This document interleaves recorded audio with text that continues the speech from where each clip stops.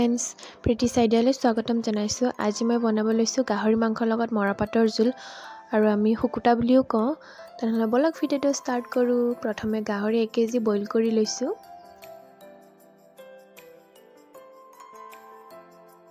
ইফালে আদা নহৰু বুটি লৈছোঁ, জলকীয়া আৰু গোলমৰিচ লৈছোঁ।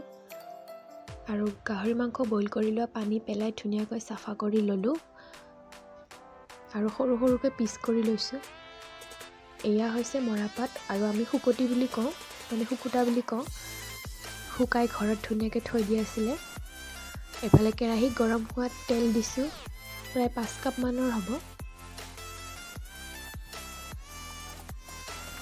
তাৰপাছত এতিয়া বইল কৰি থৈ দিয়া মাংসখিনি ভাজি ল'ম।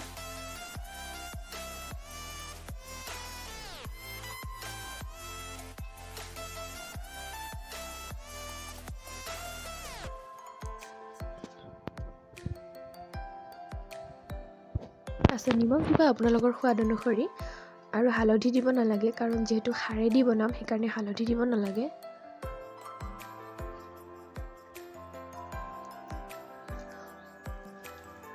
অলপ মাংসখিনি ৰঙা ৰঙা হোৱালৈকে ভাজি ল'ম।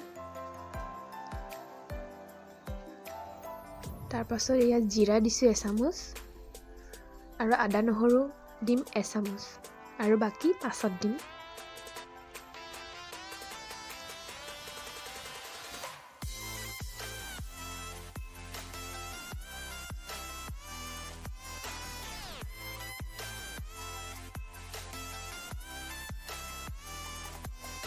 মাংসখিনি ফ্ৰাই কৰি ধুনীয়াকৈ ৰঙা হৈ গৈছে।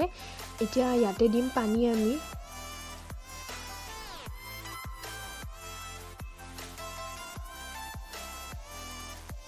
প্ৰায় 1 গিলাচমান দিলোঁ পানী।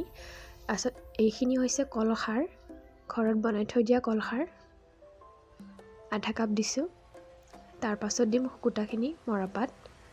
বেছি দিব নালাগে, বেছি দিলে তিতা হৈ যায়, সেইকাৰণে এমুঠি দিছোঁ। আৰু যিসকলে বেছি তিতা কৰি খাব খোজে সেইসকলে বেছিও দিব পাৰে। আৰু এইখিনি এতিয়া উতল আহিবলৈ দিম।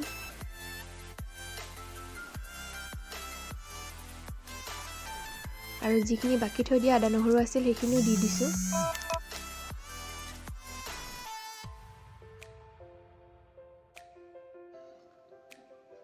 আৰু এতিয়া মাংসখিনি প্ৰায় 10 মিনিটমান এনেকৈ উতলিবলৈ দিম।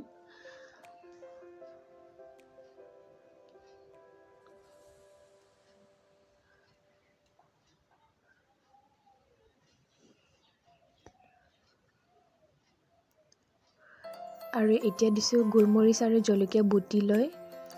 মাংসখিনি যেতিয়া জোলখিনি ধুনীয়াকৈ কমি যাব তেতিয়া আমাৰ খাবলৈ ৰেডি হৈ যাব। আৰু এয়া চাওক, আমাৰ আজি শুকুতাৰ লগত গাহৰি মাংস, মানে মৰাপাতৰ লগত গাহৰি মাংস বনোৱা হৈ গ'ল। খাই বৰ টেষ্টি হয়, আপোনালোকে এনেকৈ ঘৰত বনাই চাব। হাই ফ্ৰেণ্ডছ, গুড ইভিনিং।